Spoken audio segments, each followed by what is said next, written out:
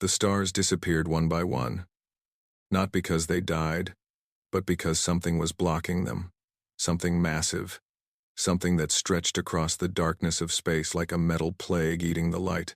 Admiral Thyrix Vornal stood on the command bridge of his flagship, the Eternal Dominion. His 4 eyes watched the view screen with pride. Behind his ship, 12,000 warships followed in perfect formation. They were the largest invasion fleet the Valkyrie Dominion had ever created. They had conquered 47 species across 3 galactic arms. They had never lost a war. They had never shown mercy. And they had never failed. Today, they were coming for Earth. Thyrix clicked his mandibles together in satisfaction. His gray-green scales reflected the blue light of the navigation screens around him. He was old for a Valkyrie, nearly 300 cycles. But his mind was sharp and his hunger for conquest had never faded. "Admiral," said his second-in-command, a younger Valkyrie named Sorax. "We will enter the Sol system in 3 rotations. The humans have detected us." "Of course they have," Thyrix replied. "Let them see us coming. Let them count our ships. Let them understand that resistance is foolish." The humans were a young species. They had only been traveling through space for about 200 of their years. The Valkyrie had been building empires for 10,000 years. To Thyrix, attacking Earth was like a giant stepping on an insect. There would be no challenge. There would be no glory. But there would be resources, slaves, and another planet added to the Dominion's collection. The view screen flickered. An incoming transmission. "They wish to speak with us," Sorax said with surprise. "Should I ignore it?" Thyrix waved one of his 4 arms. "No. Let them beg. I enjoy hearing prey beg." The screen changed to show a human female. She had dark hair pulled back from her face and calm brown eyes. She wore a formal uniform with many symbols on it. A translator device worked to convert her words into Valkyrie language. "I am Ambassador Elena Vasquez of the United Earth Council," she said. "I am addressing the commander of the approaching fleet." "I am Grand Admiral Thyrix Vornal," he replied with amusement. "Speak quickly, human. My time is valuable." The human woman did not look afraid. This annoyed Thyrix slightly. All species looked afraid when they saw his fleet. "Admiral, we have monitored your approach. We understand your intentions. The United Earth Council wishes to deliver a message before you continue." Thyrix laughed, a harsh clicking sound. "A message? Let me guess. You wish to surrender? You wish to offer tribute? Perhaps you want to negotiate for the lives of your leaders?" "No," Ambassador Vasquez said. Her voice was steady. "We wish to offer you a warning." The bridge fell silent. Thyrix's 4 eyes blinked in confusion. Around him, his officers exchanged puzzled looks. "A warning?" Thyrix repeated slowly. "Turn back," the ambassador said. "Leave our system. Return to your space. This is not a threat, Admiral. This is mercy. You do not understand what you are approaching." For a long moment, Thyrix said nothing. Then he began to laugh. The laugh started small and grew until his whole body shook with it. His officers joined him, filling the bridge with the sound of clicking mandibles and hissing breath. "Mercy," Thyrix finally managed to say. "You offer mercy to the Valkyrie Dominion. We have crushed civilizations older than your entire species. We have burned worlds that thought themselves invincible. And you, a species that has barely learned to walk among the stars, offer us mercy?" Ambassador Vasquez did not react to his laughter. She simply waited until he finished. "We are not what we appear to be," she said quietly. "Please, Admiral, we do not wish to harm you, but we will defend ourselves." Thyrix leaned forward in his command chair. "Little human, I have 12,000 warships. You have, according to our scans, perhaps 300 small vessels. You have some orbital stations. You have planetary shields. My fleet will break through your defenses in less than 6 rotations. Your cities will burn. Your people will serve the Dominion. This is not a question of if. This is simply what will happen. Then you reject our warning? I reject your pathetic attempt to frighten us with empty words. When we reach Earth, I will make sure you personally witness the fall of your world." Ambassador Vasquez closed her eyes for a moment. When she opened them, Thyrix thought he saw something strange in them. Not fear. Something else. Something that looked almost like sadness. "This was our first warning," she said. "You will receive 2 more. After that, there will be no more warnings. Please consider carefully, Admiral." The lives of your soldiers depend on your wisdom. The transmission ended.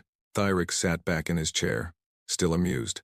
In all his years of conquest, he had seen species react to invasion in many ways. Some fought with desperate courage. Some surrendered immediately. Some tried to run. But none had ever warned the Valkyrie. None had ever offered them mercy. The humans are either very brave or very stupid, Sorak said. They are stupid, Thyrix decided. They have heard stories of other species falling to us, and they hope to frighten us with mystery and vague threats. It is a common tactic of the weak. Should we increase our speed, Admiral? Thyrix considered this. Part of him wanted to rush forward and crush Earth immediately, but another part of him wanted to savor this. He wanted the humans to watch his fleet approach slowly. He wanted them to feel the fear growing with each passing hour. No, he said. Maintain current speed. Let them watch us come. Let them send their warnings. Let them realize, slowly, that nothing they do will save them. Around the fleet, the stars continued to disappear behind the massive Valkyrie warships. 12,000 vessels moved through the void like a school of metal predators. Their weapons were charged. Their soldiers were ready. Their hunger for conquest was endless. On Earth, Ambassador Vasquez ended the transmission and sat back in her chair. General Marcus Chen stood behind her, his arms crossed over his chest. They did not listen, she said. They never do, Chen replied. In all the simulations, all the scenarios we planned, no species like the Valkyrie has ever listened to the first warning. Perhaps the second will convince them. Chen shook his head slowly. It will not. You know this. I know this. Species like the Valkyrie only understand one thing. They only respect one thing. Power. Raw, undeniable power. Words mean nothing to them. Ambassador Vasquez looked at the blank screen where Thyrix's face had been moments before. Then we will have to show them. Yes, Chen said quietly. We will, and when we do, everything changes. The galaxy will know what humanity truly is. 200 years of hiding, 200 years of pretending to be weak, and it all ends because one stubborn admiral refused to turn around. Perhaps he will listen to the second warning. Chen said nothing. They both knew the truth. The Valkyrie would not turn back. They could not turn back. Their pride would not allow it, and so, very soon, humanity would have to reveal its greatest secret, a secret buried beneath the ice of Antarctica, a secret that had kept humanity humble and hidden for 2 centuries, a secret that would shake the foundations of the galaxy itself. Outside, the night sky was peaceful. Stars twinkled. The moon glowed silver. Children slept in their beds. Parents watched entertainment screens. Life continued normally for 8 billion humans who had no idea that their world was about to become the most feared planet in the universe. 3 days remained until the fleet arrived. 3 days until Earth's last warning would be ignored, and then there would be no more mercy. 2 days had passed since the first warning. The Valkyrie fleet had crossed the outer edges of the Sol system and was now approaching the gas giants. Jupiter's massive form filled the view screens, its great red storm spinning slowly like an ancient eye watching the invaders pass. Admiral Thyrix reviewed the intelligence reports on his command screen. His officers had spent the past 2 days studying everything they could find about humanity. The results made him even more confident of victory. Earth's military was small. Their ships were basic. Their weapons were generations behind Valkyrie technology. They had orbital defense stations around their planet, but nothing that could stop even a fraction of his fleet. Their planetary shields were strong enough to resist bombardment for perhaps a few days, but eventually they would fall. Admiral, Sorak said, approaching with a data tablet. Our scouts have completed their analysis of Earth's defenses. Thyrix took the tablet and scrolled through the information. 312 human warships, 47 orbital stations, 12 moon bases, ground-based missile systems covering major population centers, shield generators protecting the largest cities. This is all they have? Thyrix asked. Yes, Admiral. We have scanned their entire system. There are no hidden fleets, no secret bases. What we see is what they have. Thyrix set down the tablet. Then this will be even easier than I thought. We will lose perhaps 50 ships breaking through their defenses. Maybe 100, if they fight with unusual determination. It is nothing. The humans are strange, Sorak said carefully. They have made no attempt to evacuate their leaders. They have not sent their ships to meet us in battle. They simply wait. They wait because they know they cannot win. They are probably hoping we will offer terms of surrender. Will we? Thyrix clicked his mandibles. Perhaps. Slaves are valuable. A complete massacre wastes resources. Once their fleet is destroyed and their shields are broken, we will offer them the chance to serve the Dominion. Those who accept will live. Those who refuse will die. Standard conquest procedure. The communication officer suddenly looked up from her station. Admiral, incoming transmission from Earth. It is a different human this time. A military commander. Show me. The screen flickered to life, revealing a human male. He was older than the ambassador, with gray hair cut short and deep lines on his face. His eyes were dark and serious. He wore a military uniform covered in medals and symbols of rank. I am General Marcus Chen of United Earth Defense Command, the human said. I wish to speak with Admiral Thyrix. You are speaking with him, Thyrix replied. Have you come to offer surrender? I may be willing to listen. General Chen shook his head slowly. No, Admiral. I have come to deliver the second warning. Thyrix felt a flash of annoyance. Another warning? Your ambassador already wasted my time with the first one. I have no interest in more empty threats. Please listen carefully, Chen said. His voice was calm, almost gentle. We have studied your species, Admiral. We have watched the Velcari Dominion for many years. We know your history. We know your conquests. We know your strength. Then you know resistance is pointless. We also know, Chen continued as if Thyrix had not spoken, that your species is not evil. You are conquerors. Yes. You believe the strong must rule the weak. This is your way. We understand this philosophy, even if we do not share it. Thyrix tilted his head slightly. This was not how conquered species usually spoke. You are not monsters, Chen said. You do not destroy for pleasure. You do not torture for entertainment. You conquer because you believe it is the natural order. The strong take. The weak serve. This has been your truth for 10,000 years. You speak as if you know us, Thyrix said, curious despite himself. We do know you. And because we know you, we ask you one final time. Turn back. Leave our system. Return to your space in peace. We do not wish to harm you. We do not wish to kill your soldiers, but we will defend ourselves, Admiral. And you do not understand what that means. Thyrix's officers laughed quietly around the bridge. The idea of these primitive humans defending themselves against 12,000 warships was absurd. General Chen, Thyrix said with dark amusement, I have conquered species with fleets 10 times the size of yours. I have broken worlds with shields 100 times stronger than yours. I have crushed civilizations that had been building weapons for thousands of years. You have been in space for 2 centuries. Your technology is primitive. Your fleet is tiny. Your threats mean nothing to me. Chen closed his eyes for a moment. When he opened them, Thyrix saw that same strange expression he had seen on the ambassador's face. That odd sadness. That look of someone carrying a heavy burden. We are not what we appear to be, Chen said quietly. Please, Admiral. I am begging you. For the lives of your soldiers. For the futures of their families. For the sake of the Velcari species itself. Turn back. 1, 2 more minds. Begging. Thyrix leaned forward. Now you beg? This is more like what I expect from soon-to-be slaves. I am not begging for myself. I am begging for you. For your fleet.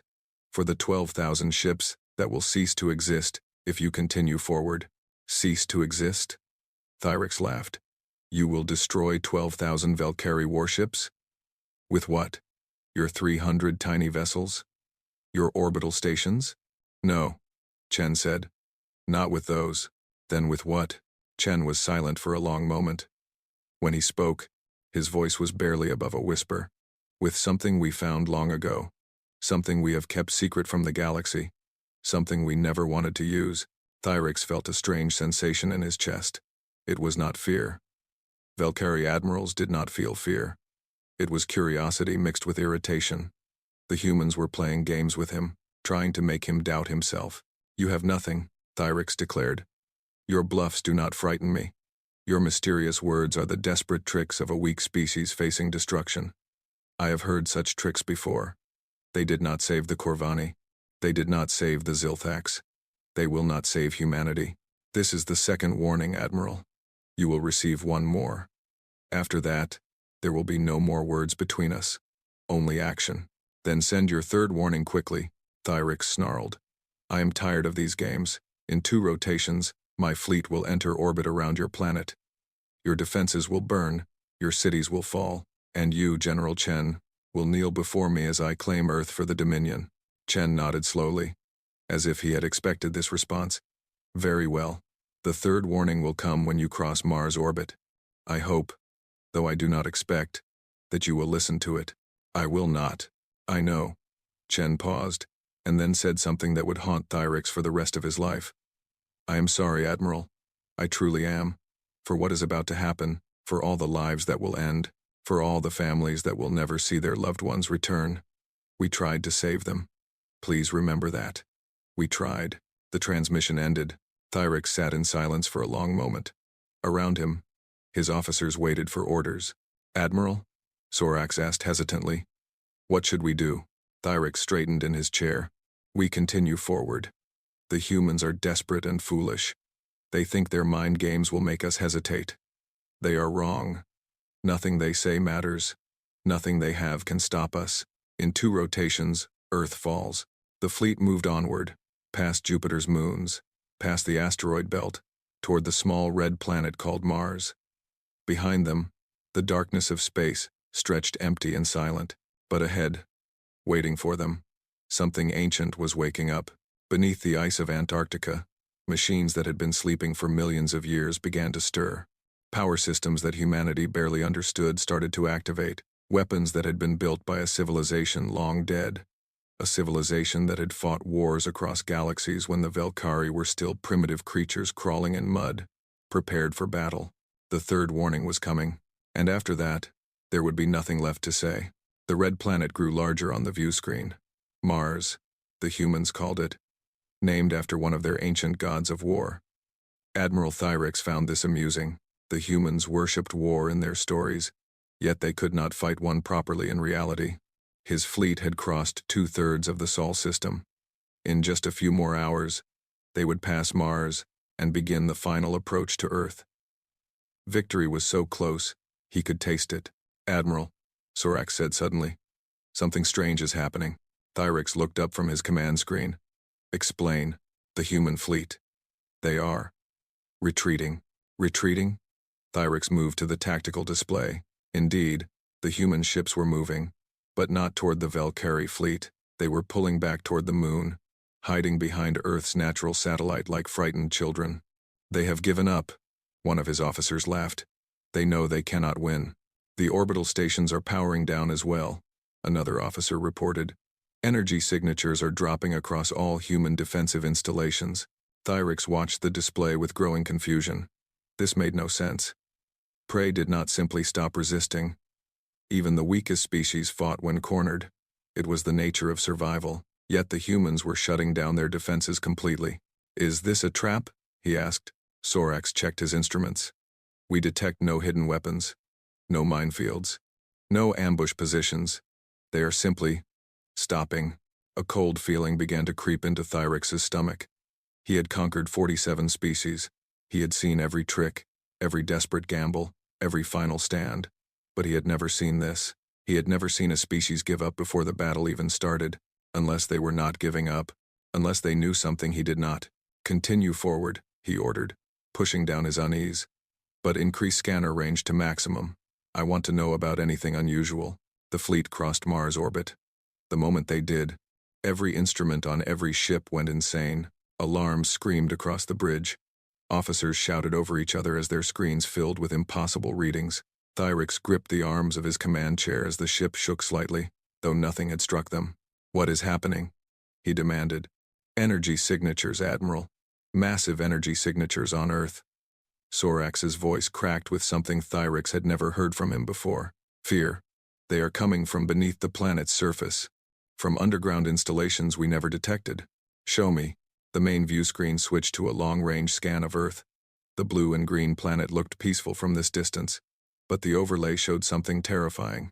Dozens of massive energy sources were lighting up across the globe. They were beneath mountains.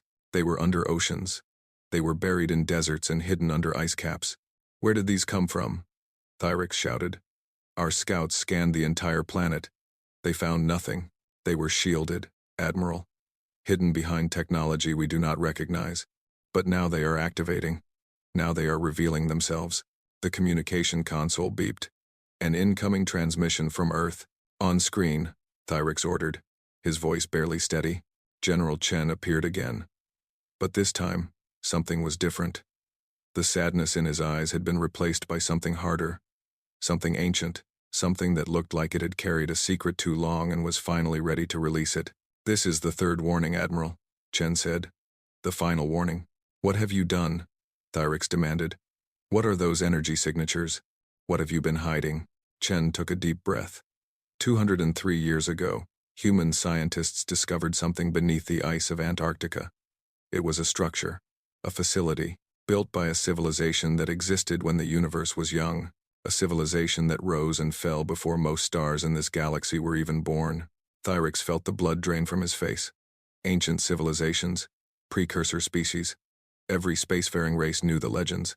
Long-dead beings who had mastered technologies beyond comprehension, who had built weapons that could crack planets and tear holes in reality itself. You found a precursor site, Thyrix whispered. We found more than a site, Chen said. We found everything. An entire technological archive. Weapons, shields, power systems. Knowledge that would take the Velkari Dominion 1,000,000 years to develop on your own. And we have spent 2 centuries studying it, understanding it, learning to use it. That is impossible. No species could hide such power. The galaxy would have noticed. Someone would have detected it. Would they? Chen asked. Think about it, Admiral. What happens to species that reveal great power? What happened to the Voryx when they discovered antimatter weapons? What happened to the Kellen when they built their planet-killer fleet? Thyrix knew. Everyone knew. The Voryx and the Kellen had been destroyed by coalitions of frightened neighbors who saw them as threats. Great power attracted great fear, and great fear attracted destruction. We learned from their mistakes, Chen continued. When we found the precursor technology, we faced a choice. We could reveal ourselves and become targets for every empire in the galaxy, or we could hide. We could pretend to be weak. We could play the role of primitive newcomers who posed no threat to anyone. You have been pretending, Thyrix said slowly. All this time, for 200 years. We have hidden our true capabilities. We have let species like yours believe we are nothing special. We have traded with you, talked with you, smiled at you, all while keeping our greatest secret buried beneath ice and stone. The tactical display updated. The energy signatures on Earth were growing stronger. Readings that his officers could not even classify were filling the screens. We never wanted this, Chen said. We wanted to remain hidden forever. We wanted to grow peacefully, to explore the universe without becoming a target. But you forced our hand, Admiral. You gave us no choice. You could have revealed your power from the beginning, Thyrix argued. You could have warned us away with a show of force, and started an arms race, and made every empire in the galaxy desperate to either steal our technology or destroy us before we became too strong. Chen shook his head. No. We knew that secrecy was our only protection. We knew that the moment we revealed ourselves, everything would change. Then why reveal yourself now? Because you ignored our warnings. Because you left us no other option. Because we refused to let our planet burn just to maintain our secret. Thyrix looked at his tactical display. 12,000 ships. The greatest fleet ever assembled. Enough firepower to crack continents and boil oceans. But the energy readings from Earth were growing. Growing and growing until his instruments could no longer measure them. What are those weapons? He asked quietly. They are not our weapons, Admiral. They are the weapons of beings who fought wars across galaxies when your ancestors had not yet crawled from the seas. They are weapons designed to end conflicts, not fight them. Weapons so terrible that the species who built them eventually chose extinction rather than continue using them. And you control these weapons? We do. Chen's voice was heavy with something that might have been grief. Turn back, Admiral. This is your final chance. Take your fleet and leave. Return to the Dominion and tell them that Earth is not worth attacking. Tell them that some prey is too dangerous to hunt. Thyrix looked at the view screen. He looked at his officers, who were staring at their instruments with shock and confusion. He looked at the tactical display showing 12,000 ships that suddenly seemed very small. And then he looked at Earth, the small blue planet that had fooled the entire galaxy. "I am Admiral Thyrix Vornal," he said slowly. "I have never retreated. I have never shown weakness. I have never failed the Dominion. There is no shame in wisdom," Chen said. "There is no weakness in choosing survival over pride." Thyrix closed his 4 eyes. When he opened them, his decision was made. "Velkari, do not retreat," he said. "All ships, continue forward. Prepare for battle." Chen looked at him for a long moment. Then the human general nodded once, slowly. "I am sorry, Admiral, truly sorry, for what is about to happen." The transmission ended, and across the Velkari fleet, 12,000 crews prepared for a battle they could not win against an enemy they could not understand. They had 47 minutes left to live. Most of them would be gone in 43 seconds. The Velkari fleet moved into attack formation. 12,000 warships spread across the void like a net of death. Their weapons powered up, their shields activated, their crews stood ready at battle stations, hearts filled with the pride of conquest. Admiral Thyrix sat in his command chair, watching Earth grow larger on the viewscreen. The blue planet looked so peaceful, so defenseless. Despite the strange energy readings, despite the human warnings, he could not believe that such a small world could threaten his fleet. "All ships report ready for combat, Admiral," Sorax announced. "Good. First wave will target the orbital stations. Second wave will break the planetary shields. Third wave will begin ground bombardment. Standard conquest pattern." "Admiral," the science officer interrupted nervously, "the energy signatures on Earth are reaching levels I cannot measure. My instruments are not designed for readings this high. Ignore them. The humans are trying to frighten us with displays of power. It changes nothing. We attack." The fleet crossed the orbit of Earth's moon. They were now minutes away from weapons range. Thyrix allowed himself a moment of satisfaction. Soon, this strange encounter would be over. Soon, Earth would belong to the Dominion. The humans and their mysterious warnings would become just another footnote in Velkari history. Then the readings changed. Not slowly. Not gradually. In a single instant, every sensor on every ship detected something happening on Earth's surface. The energy signatures that had been building began to move. To rise. To aim. "Admiral," Sorax said, his voice shaking. "Weapons are activating. Weapons we have never seen before. They are targeting our fleet. Raise all shields, all ships, defensive formation." 12,000 ships responded as one. Shields flickered to life. Defensive systems powered up. Point defense weapons prepared to intercept incoming fire. The Velkari fleet was ready for battle, but nothing could have prepared them for what came next. The first wave was invisible. There was no beam, no projectile, no explosion. One moment, a section of the fleet was there. The next moment, it was not. 300 ships simply vanished. They did not explode. They did not break apart. They collapsed inward, shrinking into points smaller than dust, smaller than atoms, smaller than anything that should exist. Thyrix watched in frozen horror as the space where his ships had been rippled like water disturbed by a stone. Then it was still, empty, as if 300 warships and their crews had never existed at all. "Spatial compression," his science officer whispered. "They are folding space itself, crushing our ships into singularities. This is not possible. This technology should not exist. All ships, evasive action, scatter the fleet," but there was nowhere to go. The second wave came before his orders could even be transmitted. This time, Thyrix could see it. Beams of something that looked like light but was not light lanced out from Earth. They were wrong somehow. Looking at them hurt his eyes. They moved through space in ways that violated every law of physics he knew. The beams touched his ships, and something terrible happened. Time itself went wrong. Warships that had been built mere decades ago aged in seconds.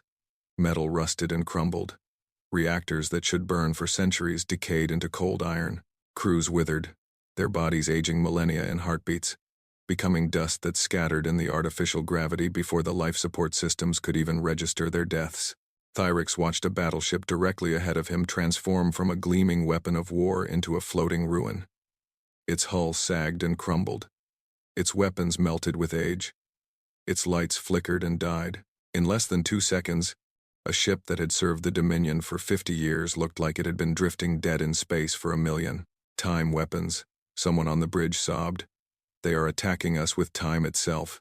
The fleet tried to return fire. Energy beams and missiles launched toward Earth, toward the source of the impossible attacks. But they never arrived. More invisible waves pulsed outward, and the weapons simply ceased to exist, erased from reality as if they had never been fired. The third wave was almost gentle by comparison. Pinpoint explosions of pure light bloomed among the remaining ships. Antimatter, Thyrix realized dimly. Antimatter guided with perfect precision. Each explosion was tiny, barely a flash against the darkness of space. But each flash was a ship dying, a crew vanishing, a dream of conquest ending in brilliant light. Thyrix could not speak. He could not move. He could only watch as his fleet, the greatest fleet the Valkyrie Dominion had ever built, was taken apart like a child might tear wings from an insect. There was no battle. There was no fight. The humans did not even need to try. They pressed their weapons like a farmer might press a button to turn on a light, and 12,000 ships became nothing. The bridge shook. Sparks flew from damaged consoles. Emergency lights flickered on as main power failed. Around him, his officers screamed and cried and prayed to gods who could not hear them. Then, suddenly, it stopped. The weapons went silent. The beams faded. The invisible waves ceased. The Eternal Dominion floated alone in space, surrounded by the ghosts of its fleet. Thyrix forced himself to look at the tactical display. Where 12,000 ships had been, there was now emptiness. Scattered debris drifted here and there, chunks of metal that had somehow survived. But of the ships themselves, the crews, the weapons, the hopes and dreams of conquest, there was nothing left. Nothing except one ship. His ship. Why? Thyrix whispered. Why did they spare us? The answer came in the form of an incoming transmission. General Chen's face appeared on the damaged view screen. The human looked tired, sad, old in a way that had nothing to do with years. The battle is over, Admiral, Chen said quietly. Your fleet is gone. 11,999 ships, destroyed in 43 seconds. We kept count. We always keep count. Thyrix tried to find words. His mandibles clicked uselessly. His 4 eyes blinked in shock. You cannot move, Chen continued. We have locked your ship in a tractor beam. You are not our prisoner, Admiral. You are our messenger. Messenger, Thyrix repeated, the word hollow and meaningless. Yes. You will return to the Dominion. You will tell them what happened here. You will describe what you saw. And you will deliver our message to every species in the galaxy. What message? Chen leaned forward slightly. Humanity does not seek war. We do not want empire. We do not wish to conquer or dominate. All we ever wanted was to be left alone, to grow and explore and learn in peace. Thyrix listened to the silence of his dead fleet. But we will defend ourselves, Chen said. We have the power to destroy any fleet, any empire, any coalition that threatens us. We have proven this today, and we hope, though we do not expect, that this demonstration will be enough to convince others to leave us in peace. You killed millions, Thyrix said, finding his voice at last. Millions of Valkyrie soldiers, gone in seconds. Yes, Chen's voice was heavy with genuine grief. And we will carry that weight forever. Every death today was a tragedy. Every life ended was a soul we could not save. We begged you to turn back, Admiral. We warned you 3 times. We offered you every chance to choose survival over pride. And when you refused, we did what we had to do. Not with joy. Not with satisfaction. But with sorrow that you forced our hand. The tractor beam released his ship. Controls flickered back to life. The Eternal Dominion was free to move again. Go home, Admiral Thyrix, Chen said. Tell your leaders what you saw. Tell them that Earth is not worth attacking. Tell them that the humans are not what they seem to be. And tell them this. If any fleet ever approaches our world with hostile intent again, there will be no warnings, no messages, no mercy, just silence. The transmission ended. Thyrix sat alone on his bridge, surrounded by the wreckage of everything he had believed about the universe. For 300 years, he had been a conqueror. He had thought himself powerful. He had thought the Valkyrie Dominion was supreme. Now he knew the truth. They were all insects, and they always had been. The journey home took 37 days. 37 days of silence. 37 days of staring at empty space where 12,000 ships should have been flying beside him. 37 days of replaying those 43 seconds over and over in his mind. Admiral Thyrix had stopped eating on the third day. His remaining crew moved around him like ghosts, speaking only when necessary, avoiding his four eyes as if looking at him might transfer the horror that lived inside him. When the Eternal Dominion finally entered Valkyrie space, patrol ships rushed to meet it. They had been expecting the victorious return of the greatest invasion fleet in history. Instead, they found one battered warship carrying a crew that had forgotten how to smile. Thyrix was summoned before the High Council immediately. The council chamber was vast. Ancient stone walls rose toward a ceiling lost in shadows. 12 council members sat in a half-circle, their scales gleaming in the ceremonial torchlight. They were the oldest, wisest, most powerful Valkyrie in the Dominion. They looked at Thyrix with confusion and growing concern. "Admiral," spoke the High Counselor, an ancient female named Vorith Khan. "Where is your fleet?" Thyrix stood in the center of the chamber. He had not cleaned himself. He had not changed his uniform. He wanted them to see him exactly as he was, broken, haunted, and carrying a truth that would shake the foundations of their civilization. "Gone," he said simply. Silence filled the chamber like water filling a tomb. "Gone?" Counselor Khan repeated. "What do you mean, gone? 12,000 ships cannot simply be gone." 43 seconds. Thyrix's voice was hollow. "The humans destroyed my entire fleet in 43 seconds. There was no battle. There was no fight. They simply pressed their weapons and made us disappear." The council members shifted in their seats. Some looked angry. Some looked confused. One or two looked frightened. "That is impossible," another counselor declared. "The humans are primitives. They have been in space for barely 2 centuries. Our intelligence clearly showed. Your intelligence was wrong." Thyrix cut him off without apology. "Our intelligence was wrong. The intelligence of every species in the galaxy was wrong. The humans were never primitive. They were never weak.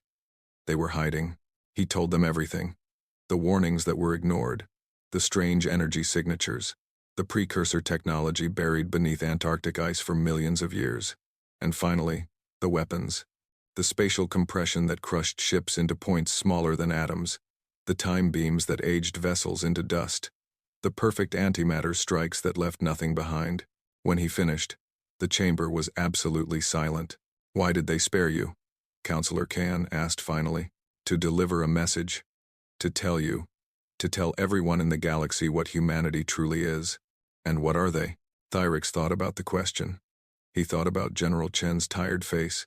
He thought about Ambassador Vasquez's sad eyes. He thought about how the humans had apologized before they destroyed everything he loved. "They are ancient power wearing a mask of weakness," he said slowly. "They found weapons that could conquer the galaxy, and they chose to hide them. They could have become emperors, and they chose to play the role of harmless newcomers. They could have crushed us the moment we entered their system, and they chose to warn us instead. Why? Why would any species choose weakness over strength?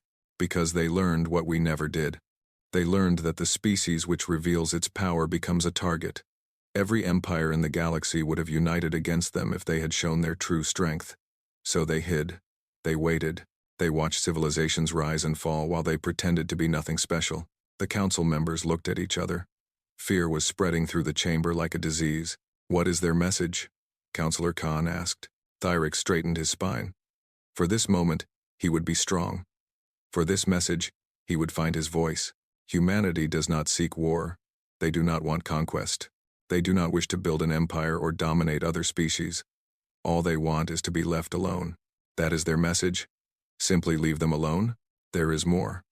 Thyrix paused, remembering General Chen's exact words. They said, "We are not the frightened newcomers you believed us to be. We are the species that found the weapons of the ancients and chose not to use them. We are the species that played weak because we valued peace over power. Earth has issued its last warning. There will be no more." The words hung in the air like a death sentence. "No more warnings," Counselor Khan said softly. Meaning any fleet that approaches Earth with hostile intent will simply be destroyed. No communication, no negotiation, no mercy, just silence. One of the younger counselors stood up angrily. "This is unacceptable. We cannot let some primitive species threaten the Dominion. We must gather a larger fleet. We must find a way to overcome their weapons. We must. Sit down, fool. Counselor Khan's voice cut through his rage like a blade. Did you not hear what the Admiral said? They destroyed 12,000 ships in 43 seconds. Do you propose we send 24,000? 50,000? A million? There must be limits to their power. Must there? Khan turned to Thyrix. Admiral, in your judgment, could any force we might gather defeat the humans? Thyrix thought about the question seriously. He thought about the spatial compression that broke every law of physics he knew, the time weapons that made centuries pass in seconds, the perfect precision that killed exactly what it aimed at and nothing more. No, he said finally. We cannot defeat them. I do not believe any force in the galaxy could defeat them. The technology they possess is beyond anything any of us can comprehend. We would have better luck fighting a supernova. The chamber fell silent again. This time, the silence was heavy with the death of 10,000 years of Velkari pride. Then what do we do? The young counselor asked, his anger replaced by fear. Thyrix answered before anyone else could speak. We do exactly what they asked. We leave them alone. We spread their message to every species we know. We tell the galaxy what Earth truly is. And we pray that no one else is foolish enough to ignore the warning like I did. Counselor Khan nodded slowly. The Admiral is correct. We have no choice. As of this moment, the Sol system is declared forbidden space. No Velkari vessel will approach within 10 light-years of Earth, and we will send their message to every corner of the galaxy. The Council voted unanimously in agreement. As Thyrix left the chamber, he thought about the humans. He thought about how they had hidden for 2 centuries, playing the role of harmless newcomers while carrying power that could shatter civilizations. He thought about how they had tried so hard to avoid using that power, how they had warned him 3 times, how General Chen had apologized before pressing the button that killed millions. Strange creatures, the humans, they had all the power they could ever want. They could have built an empire that made the Velkari Dominion look like children playing with toys. They could have conquered the galaxy in a matter of years. Instead, they just wanted to be left alone. Perhaps that was the most frightening thing of all. Not their weapons, not their technology, but their restraint, their patience, their willingness to wear a mask of weakness for centuries just to live in peace. What kind of species developed power like that and chose not to use it? And what would happen if someone finally pushed them far enough that they stopped restraining themselves? Thyrix hoped the galaxy would never have to find out. As he walked through the corridors of his homeworld, he carried the memory of 43 seconds that had changed everything. He would carry it for the rest of his life. A reminder that the universe was vaster and stranger and more terrifying than the Velkari had ever imagined. And somewhere, billions of light-years away, Earth floated peacefully in the void, blue and green and beautiful. A cradle of life that looked so harmless from the outside. The humans went back to their lives. Children played, parents worked, scientists studied the stars, artists created beauty, and beneath the ice of Antarctica, the ancient weapons waited in silence. They had done what they needed to do. They hoped they would never have to do it again. But if anyone else ignored their warning, they would be ready. Earth always would be ready, because humanity had learned the most important lesson the galaxy had to teach. Speak softly, and carry a very, very big stick. The Velkari had 12,000 reasons to respect that wisdom now, and the rest of the galaxy would soon learn the same lesson, one way or another. Earth had issued its last warning, and no one would ever forget it.